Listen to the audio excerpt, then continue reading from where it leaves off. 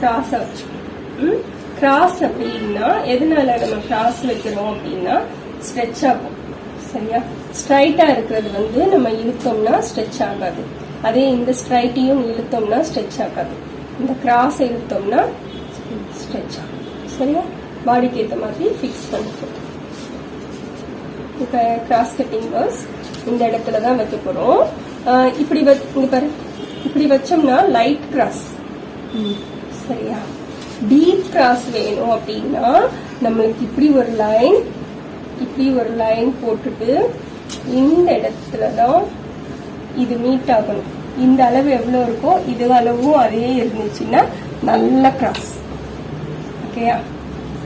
இது நல்ல கிராஸ்.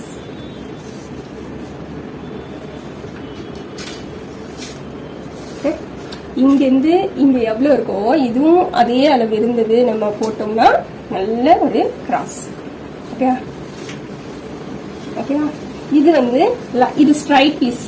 இதை இழுத்தோம்னா ஸ்ட்ரெச் ஆகாது. ஓகே? இதே நான் இந்த கிராஸ் போட்டேன்னு வச்சுக்கோங்க, இப்படி போட்டேன்னு வச்சுக்கோங்க. இப்ப பாரு, நான் நேருக்கு ஒரு லைன், இப்படி ஒரு லைன் போட்டேன்னா எனக்கு இது சின்னதா இருக்கு, இது பெருசா இருக்கு. ஓகேயா?